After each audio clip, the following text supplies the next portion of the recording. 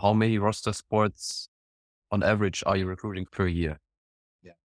Ideal roster is 33 players. I love the depth. The college season is very intense. There's a lot of games in a short amount of time. So we look for 3 players in each position and not even with the mindset that, oh, this is the top player, this is the middle player, this is the bottom player. We want a culture where all 3 of those guys, we have 3 wingers that every winger feels like this week I can win the spot and I can be the top guy this week.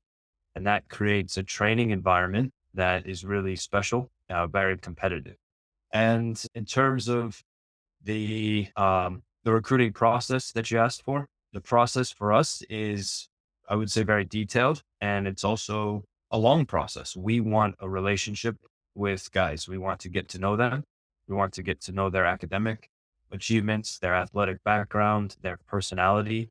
For us, there's many different steps, and for us, seeing video is very important. Reviewing their soccer resume is very important. Seeing a player in person is ideal. So that's where we use the ID camps and the tournaments and the events to see players and see how they conduct themselves, how they perform under pressure. And then ultimately in D2, there's a tryout opportunity where you can have one tryout every calendar year. We use that for players that have really separated themselves from their peers. And that's where they can come in and train with the team one time every calendar year. If they're successful in that, then we move forward with a roster spot or a small scholarship or something like that. You said roughly 32 spots on your roster. And how many you think per year? Because I don't think you're recruiting all 32 each and No. every year. Yeah. And every program is different. And we know that here at PBA, on average, there's a range. Every year is a little bit different, but between 10 and 15 players per year. And so a big reason for this is that we have a lot of seniors each year that graduate. We have guys that have put in their time and committed and or maybe earned a master's degree. So we do have probably a third of that roster changing over each year, which is for me an exciting process of learning and having that core group each year that progresses on and holds the culture and holds the standards as we inject new players and new quality and new talent into the group. How early do you start the recruiting process? Let's say for the upcoming fall semester, which is the competitive season, and when do you end the recruiting Yeah. for that?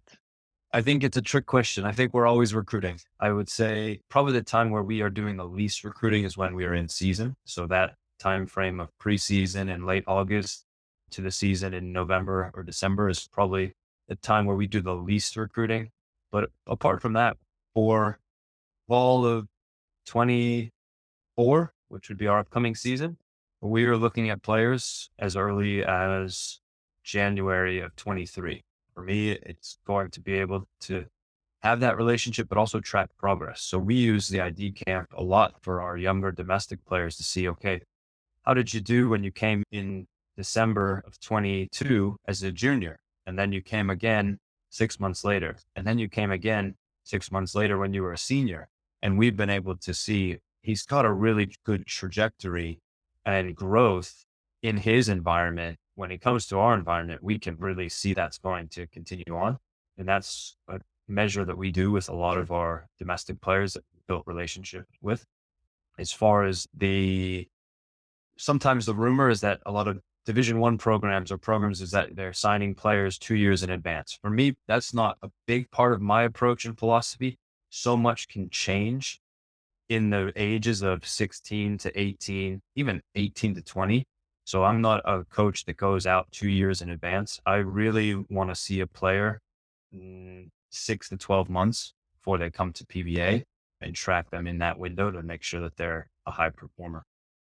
And based on, let's say, 10 to 15 players on average, how many emails do you get from players each day, each week? I average anywhere between 15 and 20 emails a day of players who are interested in PBA. So if you do the math, we're anywhere in the 100 and 150 emails a week. In the course of the season, I have an folder with my recruits from the season start till now, it's up to, I can even just scroll over on my sheet. It's up to 1,007. So the environment, the nature of college soccer is very competitive. So my message is you're not only like competing with the guys in your team or the guys in an ID camp, but you're competing with players from across the country and now players from across the world, players that are coming out of high competitive youth systems in Europe or South America or Asia. Such a global game. And I think that's what makes our team so diverse. But on the recruiting side, it is very competitive and you have to take a lot of steps to build a relationship with a coaching staff. I'll tell you, in Division 2, I think we're really in a unique position. We are very international based. We also have a lot of domestic players. There's also a lot of transfers now in the modern transfer portal era.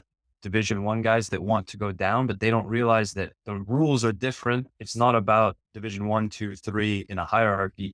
It's really the resources, the culture, the coaches, the ability, the level of the league. For me, there's a bit of a side conversation that there are some top D2 leagues and programs that are equal to D1. And the reality is there are some lower D1 programs that aren't as well funded or aren't as competitive as maybe even some D3 programs or NAI programs. So I challenge any recruit to really do their homework and do their research on the league